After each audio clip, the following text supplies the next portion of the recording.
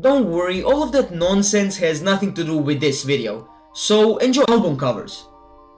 What's the deal with them?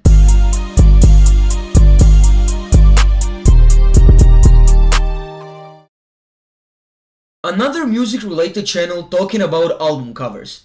Is it that obvious that I have zero video ideas? I love album covers, for the most part.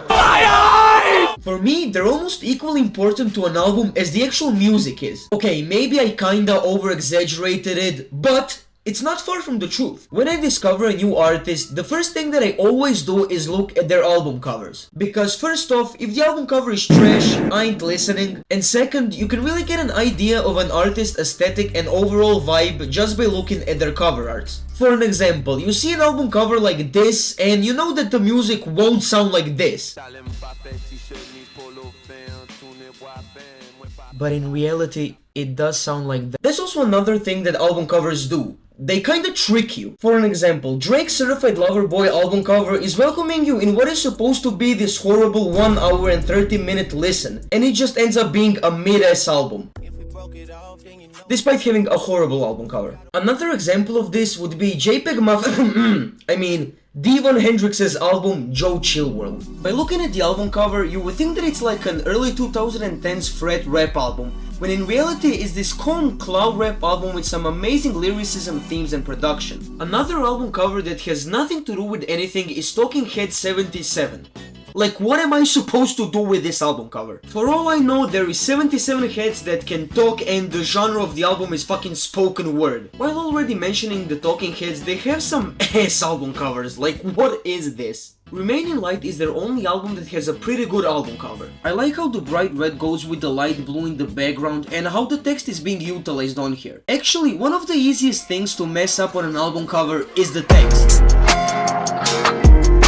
If an album cover has a weird placement or a font for the text, everything could be ruined. Some examples of this are 2000 by Joey Badass, Intergalactic by Kid Cudi, I Love Life Thank You by Mac Miller, and The King of Limbs by Radiohead. These two would be better if you just remove the letters or the numbers, and these two would be slightly better but still BS. Though I kinda love bad album covers. Something about them is so funny to me, like, I see what you tried but no. Some of my all-time personal favorite bad album covers are Drones by Muse, Pablo Honey by Radiohead, The Miracle by Queen, Bloodhunter and Lullabies by Jonathan Leandor, and the already mentioned The Hybrid by Danny Brown. I still remember the first time that I saw the album cover for Drones, I was actually dying. It's so bad, to this day I don't know what they were cooking. That's not the only bad album cover by Muse, they got plenty more in their discography. But not every cover of theirs is bad, because there is like 3 good ones in there, but for the most part, they are trash. Another band that has a mixed bag of album covers is System of a Down. Like, they started off pretty strong with Self-Titled and Toxicity, but then they kinda fell off. And by the way, I'm saying this while owning a Mesmerized vinyl myself. Owning albums on vinyl makes you appreciate the art even more, and sometimes if you look close enough you may even find some details about an album cover that you've never even seen before.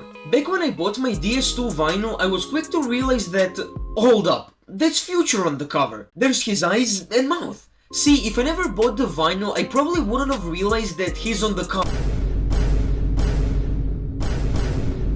I guess rent is due. While on the topic of artists having their face on the album cover, I kinda don't like that. A lot of them just look lazy and uninspired, like, I get it bro, I know you made the album cover, can you choose something else for the next one? What the hell? Okay, maybe do stick to just your face. Some artists that do the big face on the cover well are FK Twigs and Tyler the Creator. They both find interesting ways to put themselves on the cover without feeling too repetitive or annoying. Tyler especially, as so far he hasn't really missed on an album cover. Almost every cover of his is iconic and memorable, Flower Boy being the best one yet. It genuinely looks like a painting that you would put up in your house. It looks exactly how the album sounds, very warm, personal and soulful. It perfectly captures the vibe of the album. Kid A's album cover is another perfect example of this. It represents the music perfectly with these large, empty and isolated landscapes of mountains. I love when covers match the music, as then when I listen to a song or think about an album, I immediately envision the cover. It takes real skill to do this, and one man has perfected this. Kanye West. I know, I don't talk about Kanye enough on this channel. I get it. No, but seriously, his album covers are some of the best out there. From the iconic run of the Dropout Trilogy Bear to the deflated balloon of 808, the censored painting of MBDTF and the CD of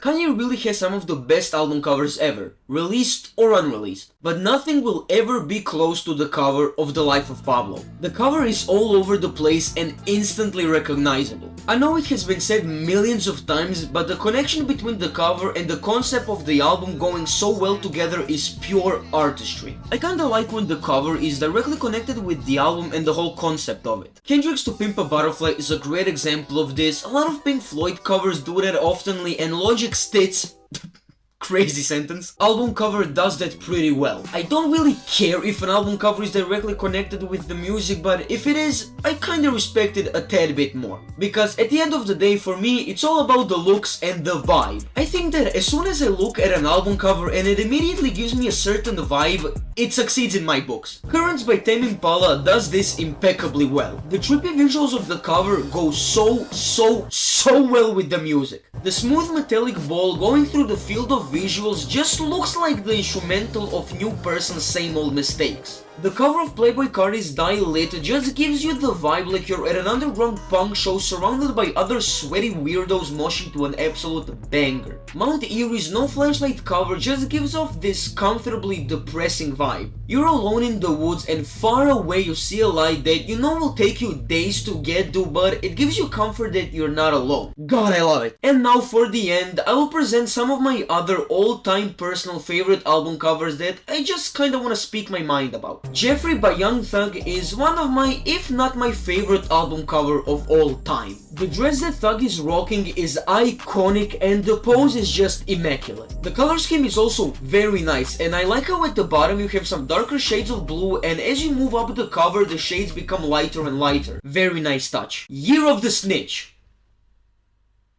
It's so cool! The cover raises more questions than answers, and I kinda like that. It's very eerie and just unsettling to look at. Deathgrips have a few covers that I quite like, but nothing comes even close to the Year of the Snitch cover. Lil Ugly Mane's cover for this monstrosity is also one of my favorites. I like how random it is, and the color scheme kinda works here. A cover with light blue, swamp green, and this muted yellow shouldn't work, but Ugly pulls it off. I usually really like these types of covers that are in this found footage-esque style, but this one takes it to a whole nother level. I like how this is like a semi-normal looking room with this huge coffin in the middle. It looks like something of an old VHS horror art movie, and I love it. Trick by Alex G is another cover that is in that found footage-esque style that I really like. I could honestly ramble about my favorite album covers for days at this point, but what's the deal with them?